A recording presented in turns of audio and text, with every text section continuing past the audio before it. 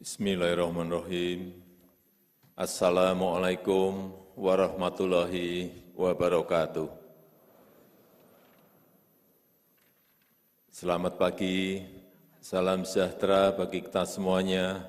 Om Swastiastu, Namo Buddhaya, salam kebajikan. Yang saya hormati para pimpinan lembaga-lembaga tinggi negara, yang saya hormati Ketua Mahkamah Agung, Bapak Profesor Dr. Haji Muhammad Syarifuddin SHMH, beserta para Hakim Agung dan Hakim ad hoc. Yang saya hormati Yang Mulia Ketua Mahkamah Agung Negara-Negara Sahabat, Ketua Mahkamah Agung Negara Singapura, Ketua Mahkamah Agung Negara Malaysia, Ketua Mahkamah Agung Negara Kuwait, Wakil Ketua Mahkamah Agung Negara Qatar,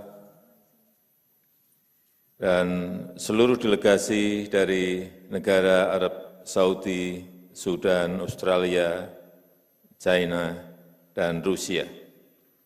Yang saya hormati para Menteri Kabinet Indonesia Maju, Jaksa Agung, Panglima TNI dan Kapolri, yang saya hormati Yang Mulia para Duta Besar negara-negara sahabat, yang saya hormati Yang Mulia para Purna Bakti Pimpinan Mahkamah Agung, Hakim Agung, Hakim tingkat banding, dan Hakim tingkat pertama di seluruh tanah air Indonesia, para rektor dan para pimpinan perguruan tinggi, Bapak Ibu hadirin dan undangan yang berbahagia.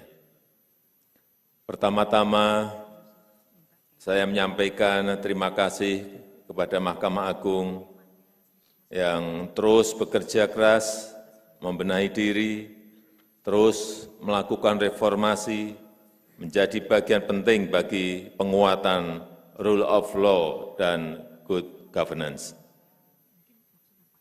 Harapan masyarakat kepada lembaga peradilan semakin tinggi. Masyarakat menuntut jaminan keadilan, masyarakat semakin kritis terhadap proses peradilan dan semakin terbuka menyampaikan penilaiannya. Di tengah-tengah tantangan ini, integritas adalah pilar utama, bukan hanya bagi para hakim agung, tetapi seluruh hakim di Indonesia, juga seluruh panitera, ASN, dan pegawai Mahkamah Agung. Mahkamah Agung pasti akan menjadi rujukan para hakim, jadi tauladan bagi para hakim di seluruh Indonesia dan menjadi harapan keadilan bagi masyarakat.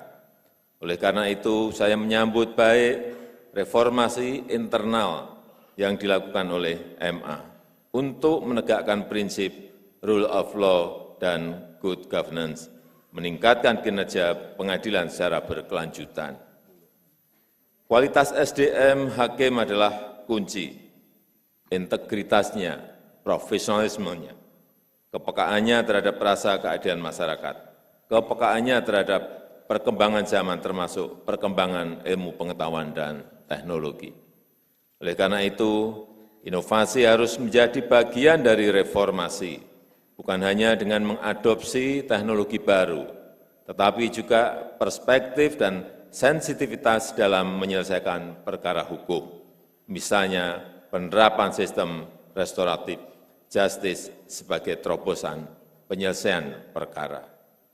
Hadirin yang saya hormati, pemerintah mengapresiasi inovasi-inovasi Mahkamah Agung dalam mendorong percepatan transformasi hukum, peningkatan penggunaan sistem e-court, pengembangan decision support system DSS berbasis artificial intelligence yang akan mempermudah konsistensi putusan merujuk pada putusan adil yang ada sebelumnya.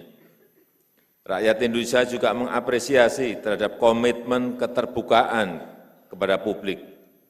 Sudah ada 22 ribuan putusan telah dipublikasikan dalam direktori putusan yang bisa diakses oleh publik.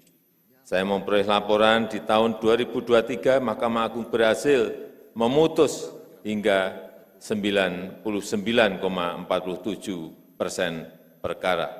Ini perkembangan yang sangat bagus. Namun demikian, bukan hanya kuantitas putusan yang penting. Yang paling utama adalah kualitas putusan, bahwa putusan pengadilan harus memberikan rasa keadilan, memberikan kepastian hukum, dan mendukung pembangunan bangsa dan negara menuju Indonesia maju. Saya sangat berharap reformasi sistem hukum ini menjadi bagian penting bagi kemajuan bangsa kita Indonesia. Sekali lagi, memberikan rasa keadilan, kepastian hukum, dan good governance, menyelamatkan aset negara, meningkatkan kesejahteraan rakyat terutama lapis bawah, dan membawa Indonesia naik menjadi negara berpenghasilan tinggi. Saya rasa itu yang dapat saya sampaikan dalam kesempatan yang baik ini. Terima kasih. Wassalamualaikum warahmatullahi wabarakatuh.